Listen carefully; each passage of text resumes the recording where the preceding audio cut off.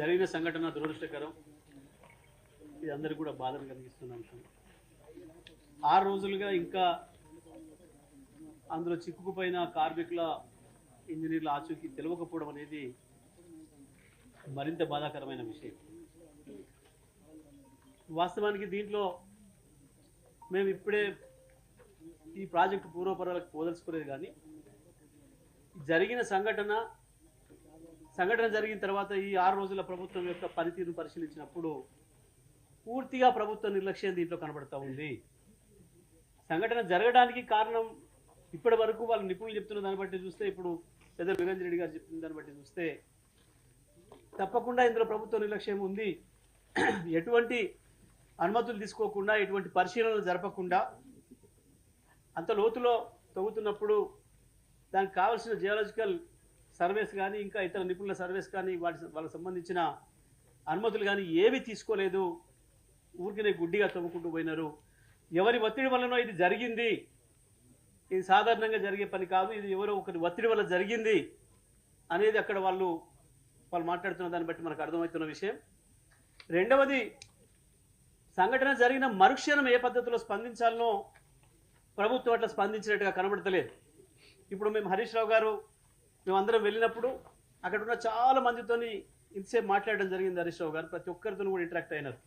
అందులో పనిచేస్తున్న అన్ని రకాల కార్మికులు, ఇంజనీర్లు, వెల్డర్లు, ఫిటర్లు అందరితోనూ కూడా రకరకాలుగా అందరితో కూడా మాట్లాడి చూసినారు. 6 రోజులుగా ఏం పని జరిగింది అంటే, మంత్రులు వచ్చిండ్రు, అక్కడ పోజులు ఇచ్చిపోయినరు, ఉత్తానే లోబడిపోయినట్టు డ్రామాలు ఆడిపోయినరు తప్ప ఒక్క పైసా పని జరగలేదు. ఈ రోజు మాత్రమే కేవలం ఒక తట్టెడి మట్టి లోపలి నుంచి బయటికి తీసుకొచ్చిండ్రు. ఈ రోజు మాత్రమే. ఈ పని మరుక్షణమే మొదలు కావాలి. కూలిన వాటి కింద ఉన్నారా, వాళ్ళు కూలిన వాటికి అవతలు ఉన్నారా, వాళ్ళు మనం రక్షించుకోవాలంటే తనకు తాపత్రయపడే వాళ్ళు చేసే పని వెంటనే డెప్రెషన్ బయటికి తీసుకురావాల్సిన పని. కానీ ఇవాళ 6వ రోజు తర్వాత ఎవరో పాప ఇంజనీర్లు వచ్చి చెప్పిన తర్వాత ఇవాళ వచ్చిందట ఆలోచన. అది కూడా ఉదయం నుంచి మొదలు పెడితే ఇప్పటి వరకు, ఇప్పుడు మేము అక్కడ ఉన్నంతసేపటికి దాదాపు 3:30-4 కావస్తుంటే కేవలం ఒక్క లారీలో కొద్దిగా తీసుకొచ్చి ఆడ పోసిండ్రు.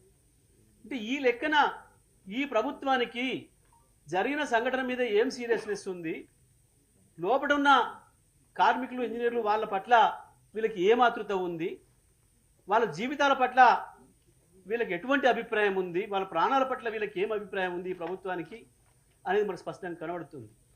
ముఖ్యమంత్రి సొంత జిల్లా ఇంతవరకు పత్తా లేడు. కేవలం ఎన్నికల పర్యటనలు,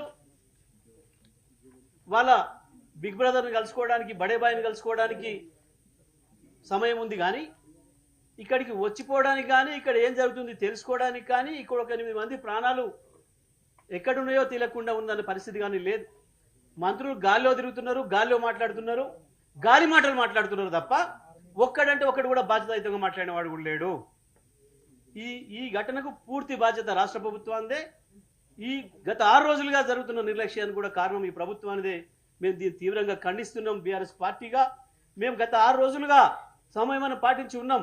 మేము అక్కడికి వెళ్తే అక్కడ ఏమన్నా ఇబ్బంది జరుగుతుందని చెప్పి అంటారేమో, వీళ్ళు మేము చేసే పనులకు ఆటంకాలు జరుగుతాయని అంటారేమో అని చెప్పి హరీష్ రావు గారు కావచ్చు, కేటీఆర్ గారు కావచ్చు, కేసీఆర్ గారి ఆదేశాల మేరకు మీరు ఉండండి, తొందరపడి మనం పోయే పని లేదు, ప్రభుత్వాన్ని చేయనియండి అని చెప్పి చూస్తే 6 రోజులు చూసినా కూడా ఇవాళ ఒక్క నిమిషం ఒక్క పని కూడా జరగలేదు.